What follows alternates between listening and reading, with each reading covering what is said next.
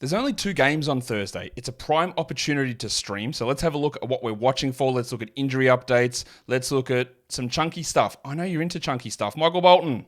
Thanks, Josh. It's Michael Bolton here, and it's time for another episode of the Locked On Fantasy Basketball Podcast. Let's get to it. Let's get to it, indeed. You are Locked On Fantasy Basketball, your daily fantasy basketball podcast, part of the Locked On Podcast Network.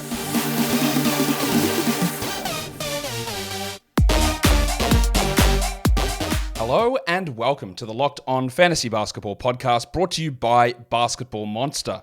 My name is Josh Lloyd, and I don't recall saying good luck. And I'm also the lead fantasy analyst at basketballmonster.com. And you can find me on Twitter as always, at redrock_bball, on TikTok at redrock_bball, and on Instagram at Locked On Fantasy Basketball. Today's episode is brought to you by Jace Medical. Empower yourself when you purchase a Jace case, providing you with a personal supply of 5 antibiotics that treat 50 plus infections.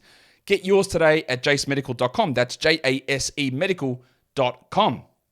Thank you also for making Locked On Fantasy Basketball your first listen every day. We are free. We are available on all platforms. Here we go. Ready to crack in? It's Thursday. It's going to be a short one, I'm guessing. That's what she said.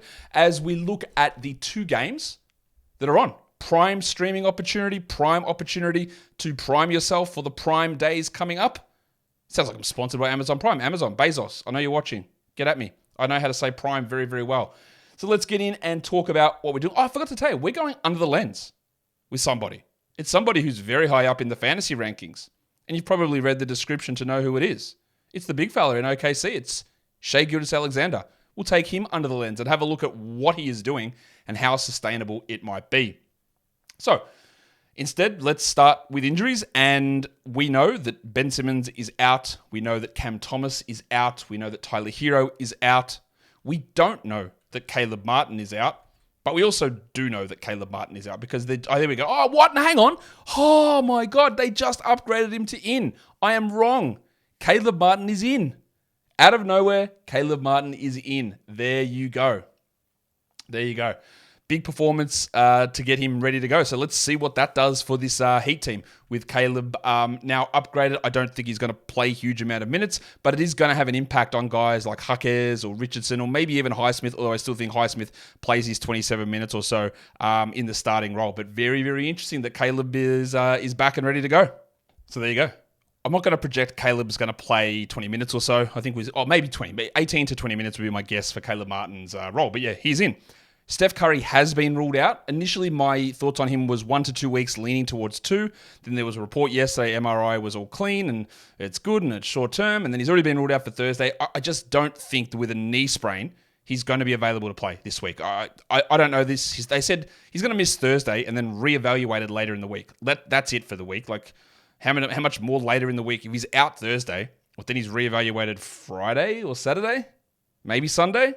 I would guess that Steph misses this week, and I would guess he misses a chunk of next week. That would be my guess. It's a guess. I'm listing Draymond currently as doubtful. I expect that he gets suspended, at least for this game. You know me and NBA suspensions. They're incredibly light on. They are always light on. They get 1 game. It means nothing, right? It's such a bullshit suspension. Draymond, for the amount of times that he's done things, it should be 20 games. Oh, that's so harsh. It's not. It's like 3 weeks, 4 weeks. It's 4 weeks. Is it 5 weeks? It's not that much. Maybe 20 is too much. Let's say 15 games. But they're never going to do that. It's going to be 1 or 2 games, and that's it. That's all they're going to suspend him for.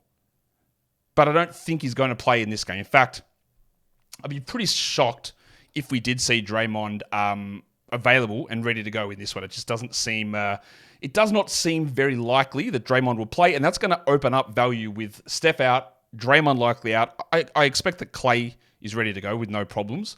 But it does open up a lot of value, and we'll get into that when we look at what is on my radar for that Warriors-Thunder game. But now we do need to talk Thunder because we need to take somebody and just slide them under the lens.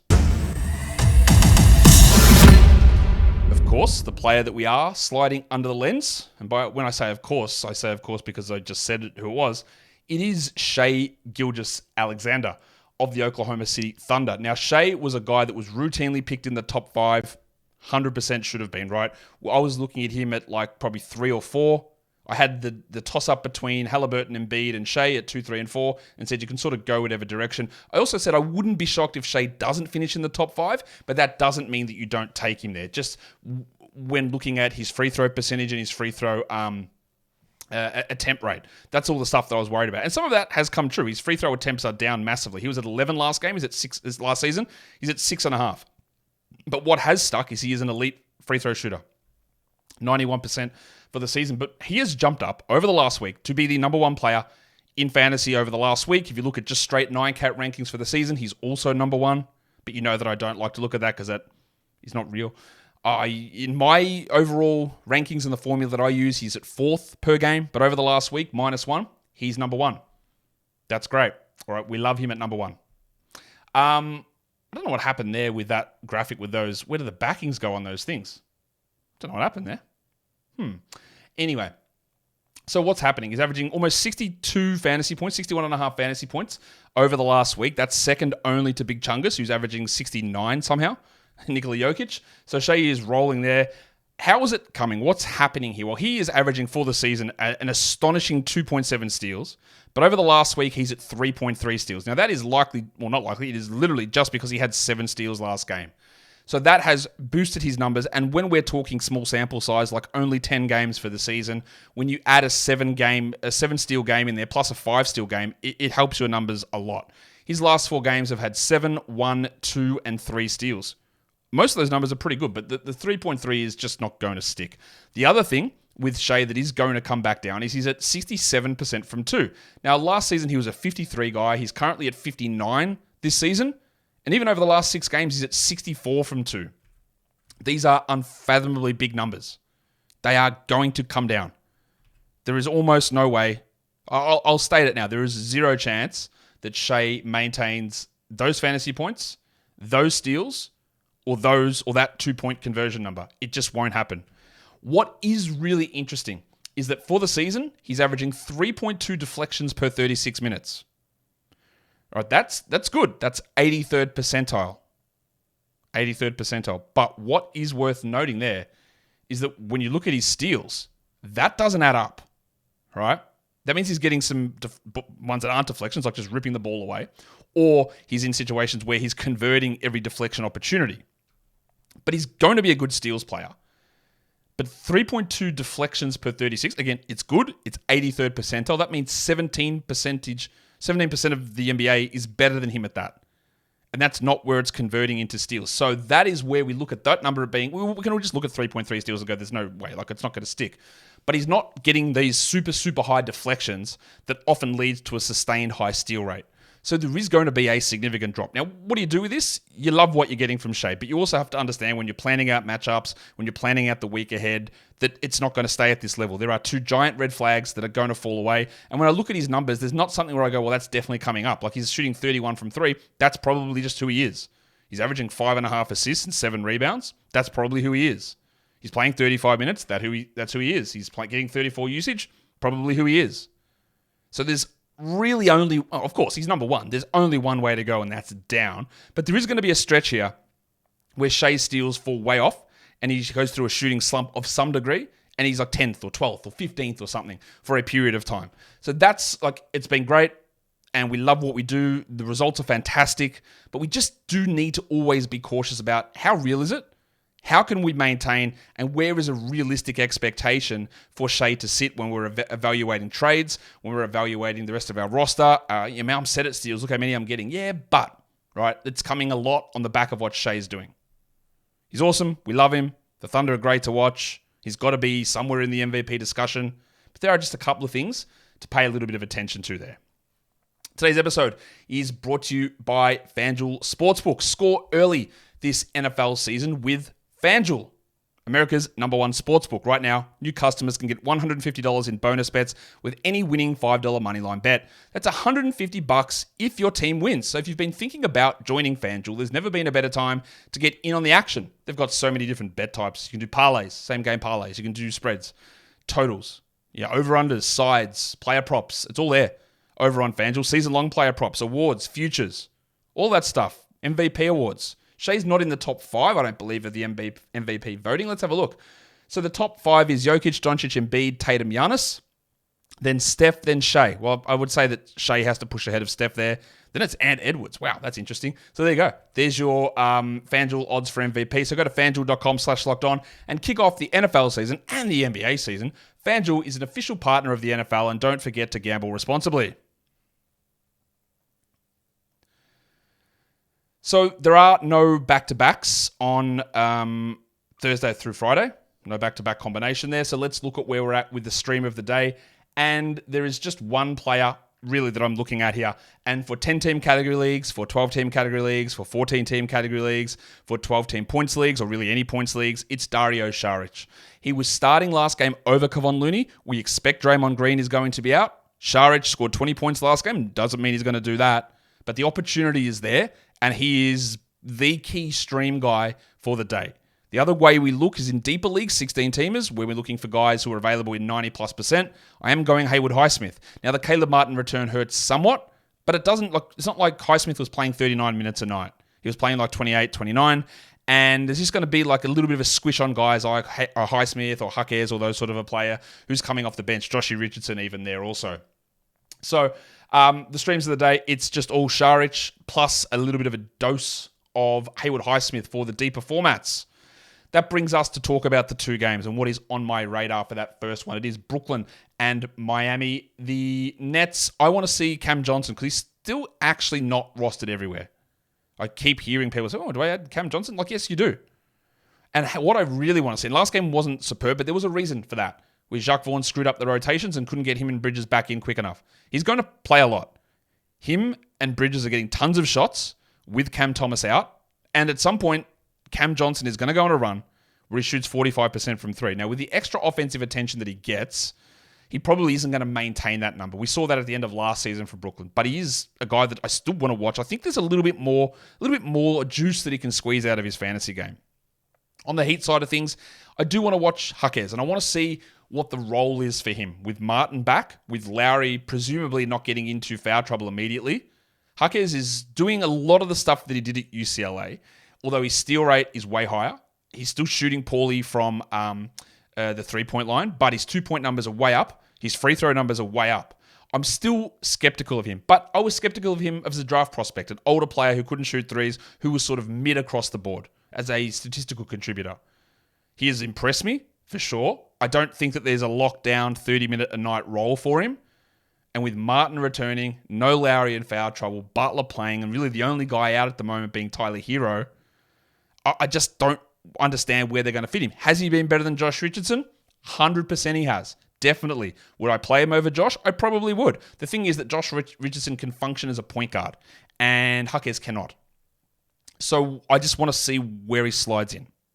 In terms of stream options, Royce O'Neal's available in a lot of spots. It could be him. It could be Finney Smith as options there in Brooklyn. It could be Dennis Smith when you're looking for assists and steals also. And then in Miami, Kyle Lowry's available. He's like 41% rostered. I still would prioritize him and Duncan Robinson over Huckers, but they're all going to be options for you to try on a day like this when there's just only 2 games on another horrific scheduling day from the NBA, which remains a frustrating scenario.